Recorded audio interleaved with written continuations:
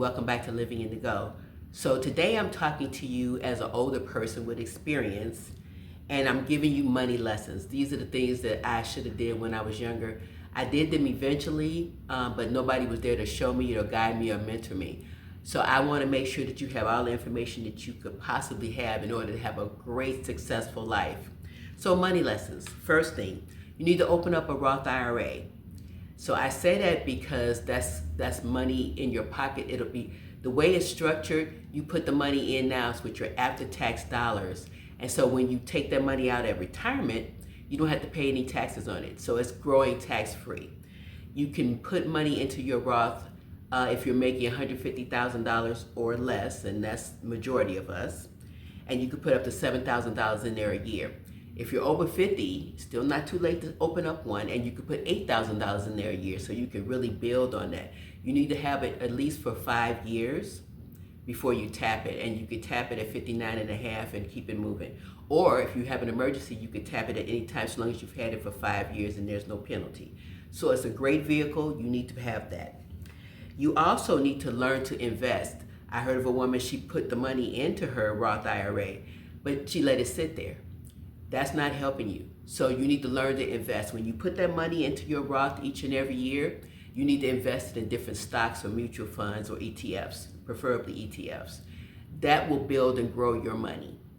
So you need to learn how. Read some books, go online and look at people who are talking about investing. You want to be conservative with it, because I don't want you going out there and throwing things into some account that you heard that grows 30% in a day. That's crazy, and that's not true. Slow and steady wins the race.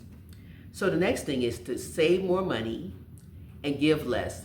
Now I know I'm not saying not to give to charity, whatever, but sometimes we all have these relatives or friends who come to us all the time asking for money. They always need help, and so you're giving, and you aren't keeping anything for yourself. So I'm not saying to not give. Save more and give less.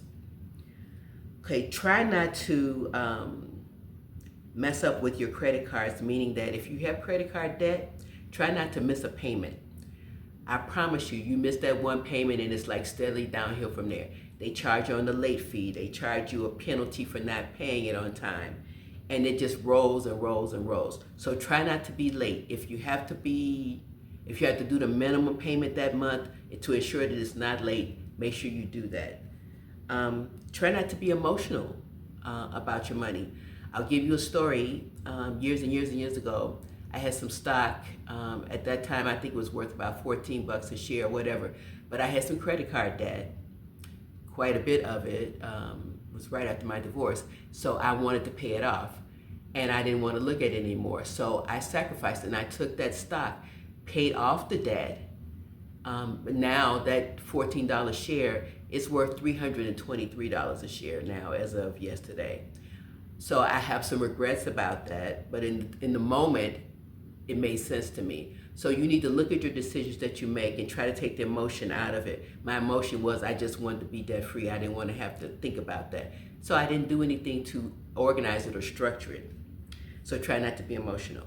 You also need to prioritize your health, because if you're running around thinking that you're going to have great health all the time, nothing's ever going to happen to you. So you eat poorly, you don't exercise, you do all the kind of things that are detrimental to you. I mean, even something like driving in your car without a seatbelt on. Well, hey, accidents do happen. So you want to prioritize your health. You want to make sure you're doing everything you can possibly to have a great life, to have it meaningful, to do all the things that you need to do. Do it while you're young. I'm not saying you can't do it when you're older, but the earlier you start, the better it is. And I assure you, the mistakes that I made, if I knew half of what I know now, I would be extremely, extremely wealthy. I'd be living on a big mountain somewhere with a big old house. Nah, not really. That's not my style. But you get the picture. Anyway, you have an amazing day, and I will talk with you soon.